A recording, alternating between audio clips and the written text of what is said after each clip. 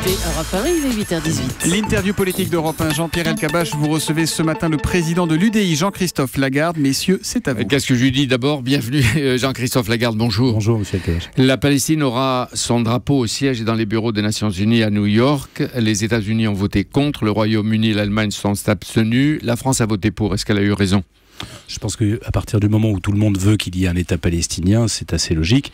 Cela dit, pour dire les choses clairement, un État palestinien, ça veut dire d'abord un État d'Israël en sécurité, et on sait bien que c'est là qu'est le nœud du problème. Donc c'est une erreur de la part de la France, une faute? Non, je ne crois pas, ce sont des votes essentiellement symboliques. Il faut qu'on avance parce que cette guerre, cette tension n'en finit plus. Donc avancer, ça veut dire que la Palestine doit devenir un membre à part entière des Nations Unies? Dès lors qu'il y aura du côté palestinien reconnaissance de l'existence et du droit à la sécurité de l'État tous d'Israël. les Palestiniens, parce que certains l'ont fait. Bien évidemment, de tous les Palestiniens. Alors aujourd'hui, c'est le 11 septembre. C'est le jour anniversaire de la tragédie provoquée par le terrorisme à New York. On s'en souvient tous, on avait tous été marqués.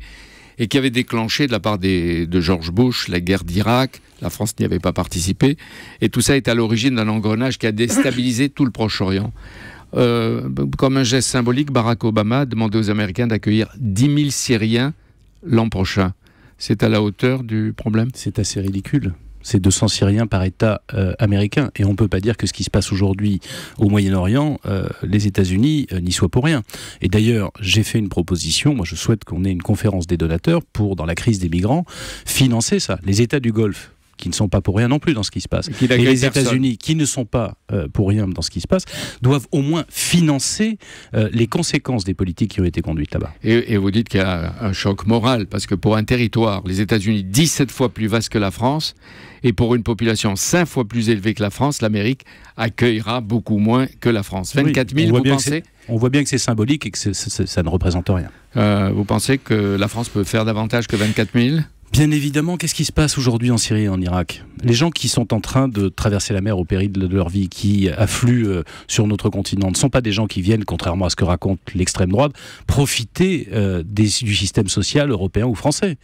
Ce sont des gens qui sont victimes d'un génocide et qui fuient pour sauver leur peau. Donc il en faudrait davantage. Bien évidemment. Est-ce qu'on a fermé la porte aux Juifs allemands entre 1933 et 1939? Qui proposerait ça aujourd'hui?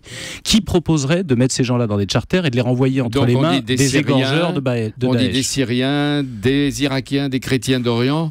Et parmi tous les arrivants, il ne figure aucun Africain. On n'en veut pas. C'est pas déjà de la discrimination? Mais excusez-moi, il y a deux formes de migration. Il y a la migration économique, elle concerne un certain nombre de pays africains. Non, mais il y en a qui vivent sous la dictature dans certains pays. D'accord. Africains. En l'occurrence, pour la dictature, il y a ce qu'on appelle le droit d'asile, c'est-à-dire les militants politiques, syndicaux, religieux, les journalistes qui peuvent venir. Mais c'est pas l'ensemble d'une population qui peut venir, parce qu'il y a quelques dictatures dans le monde, Monsieur Elkabbach, et évidemment, on n'accueillera pas tout le monde. Mais là, c'est pas le problème de la dictature. Les gens dont nous parlons, qu'on voit arriver, sont des gens qui ne viennent que parce qu'ils sont égorgés un par un au prétexte de leur situation. On l'a analysé. Donc vous voulez combien je ne sais pas si vous arrivez à convaincre les électeurs du centre et de la droite, mais combien il en faudrait? Je fais une observation simple. Aujourd'hui, chaque année, avec le droit actuel de la gestion migratoire, il y a 100 000 personnes qui rentrent au titre du regroupement familial ou au titre de l'immigration économique. C'est une immigration qui peut attendre. Celle qui est menacée de mort ne peut pas attendre. Et c'est l'honneur de la France d'accueillir ces gens qui sont en danger de mort. On peut accueillir 100 000 personnes et suspendre l'immigration qui est plus classique, plus habituelle, économique et regroupement familial. Il n'y aura pas un étranger de plus en France, mais on aura sauvé les gens qui sont en danger de mort. Voilà, à mon avis, ce qui devrait être la ligne française. Tous devraient-ils bénéficier des droits sociaux, de tous les droits sociaux au même titre que les nationaux?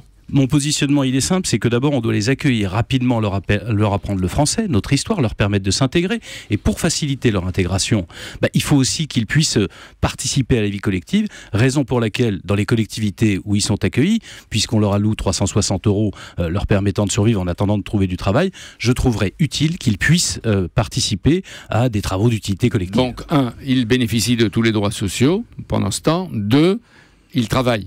Bien sûr, mais attendez, laissez-les travailler, laissez-les s'intégrer. Ces gens-là, je le répète, ne viennent pas profiter de nous. Ils viennent simplement essayer de sauver leur peau. Et une fois installés ici, il faut complètement les intégrer. Est-ce qu'ils ont vocation à retourner un jour quand il y aura la paix chez eux? ou à obtenir la nationalité française s'il veut rester là? Ça doit être de leur choix, mais combien de temps durera cette guerre? Personne n'en sait rien. Et on sait bien que des gens qui viendraient s'installer pendant 7, 8, 10 ans, donc c'est refait leur vie formidable, ici, ce sera de nouveaux Français. Et vous, oui, à Drancy, Jean-Christophe... Comme beaucoup de réfugiés de guerre, par exemple, pendant la guerre civile espagnole, par exemple. Oui, sont les mêmes exemples qui tournent en boucle, à la fois chez les socialistes, la droite, etc. Alors on va avancer, vous, à Drancy. Combien de familles vous allez accueillir? On en parle avec le ministre de l'Intérieur demain, c'est lui qui va répartir. Je pense que chaque commune doit faire en fonction de ses moyens et de ses capacités d'accueil. Je trouve simplement qu'il est assez absurde de vouloir regrouper par centaines dans certaines communes. Donc il faut les disperser de préférence? Non, je pense que moins on aura de concentration, plus il y aura d'intégration. Donc les disperser. Le président de la République a donc déclenché peut-être tardivement des vols de reconnaissance, des Rafales et des Mirage 2000 au-dessus de la Syrie, en attendant bientôt des frappes que prépareraient déjà sur le terrain des forces spéciales françaises. Est-ce que vous êtes favorable à la présence de soldats français au sol, en Syrie, contre Daesh? Je pense qu'il y aura une guerre au sol et malheureusement je pense qu'on tarde à le faire.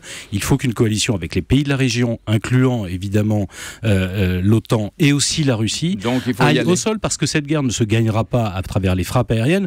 D'un mot quand même, monsieur El-Kabbach, quelle ridicule attitude du président de la République qui nous explique il y a 2 ans qu'on va bombarder Daesh uniquement en Irak et les protéger en Syrie, ne pas y toucher, qui aujourd'hui nous dit qu'il a besoin de vols de reconnaissance pour aller regarder ce qui se passe en Syrie. Depuis 2 ans, ils n'ont pas regardé ce qui se passait en Syrie. De qui se moque-t-on?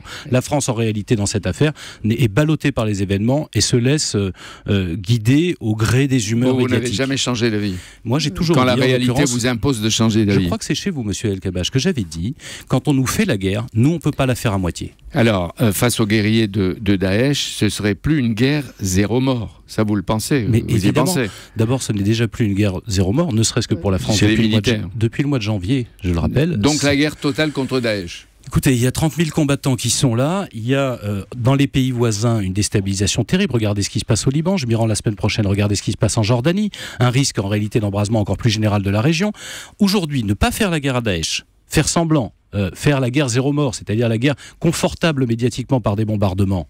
Vous savez ce que ça veut dire? Ça veut dire, 1, qu'on est en train effectivement de subir cette pression migratoire, 2, qu'on risque de voir la Jordanie et le Liban s'effondrer, et 3, qu'on leur laisse des sanctuaires pour préparer des attaques contre nous. Est-ce que c'est vraiment responsable? Donc on fait la guerre, comme disent Xavier Bertrand, Bruno Le Maire, Nicolas Sarkozy. Il faut construire une coalition avec les pays arabes de la région, avec la Russie et avec évidemment le soutien de l'OTAN, et à ce moment-là, le problème militaire pourrait rapidement être réglé. 2 questions, Jean-Christophe Lagarde, sur la France. Emmanuel Dutheil d'Europe 1 a révélé tout à l'heure qu'aujourd'hui, le conseil d'administration d'Alcatel allait revoir à la baisse le bonus accordé à Michel Combes au moment de son départ. Le montant avait choqué. Sous la pression des dirigeants politiques, économiques et de l'opinion, Alcatel a cédé. C'est sans doute moral. Est-ce que c'est économiquement normal et juste? Je pense que on n'aime pas en France la réussite et l'argent, pour tout vous dire. Et à force de ne pas vouloir payer les dirigeants et de vouloir payer que les footballeurs, on n'aura plus de bons dirigeants dans les grandes entreprises. Le sort des réfugiés, on l'a vu, provoque encore des divisions, alors qu'il pourrait y avoir entre la gauche et la droite des consensus. Mais ma question est différente. Alain Juppé courtise aussi le centre. Est-ce que c'est votre candidat? Non, ce n'est pas notre candidat et nous déciderons de ce que nous faisons à l'élection présidentielle au mois de mars prochain. Je veux juste observer que tout le monde s'excite sur la présidentielle qui a lieu dans 18 mois. Moi, dans 90 jours, il y a des élections régionales. C'est sur celle-là que nous nous concentrons parce que c'est le pouvoir qui va être choisi pour la gouvernance économique, l'aménagement des territoires et la formation. C'est plus urgent, plus concret que les fantasmes présidentiels des uns et des autres. De Nicolas Sarkozy, d'abord les régionales, c'est ça? C'est ma stratégie, c'est la stratégie de l'UDI. Merci beaucoup Jean-Christophe Lagarde d'être venu en direct sur Europe 1 ce matin. Jean-Pierre, vous parliez de la réunion de Bernard Cazeneuve avec les maires. Ça sera samedi. Jean-Christophe Lagarde y sera. Bernard Cazeneuve qui sera le lendemain matin, dimanche matin à 10h, votre invité pour le grand rendez-vous iTélé Le Monde Europe 1. Puis le lendemain, il ira à Bruxelles. Vraiment 1 heure au cœur de l'actualité. Merci beaucoup et à dimanche Jean-Pierre.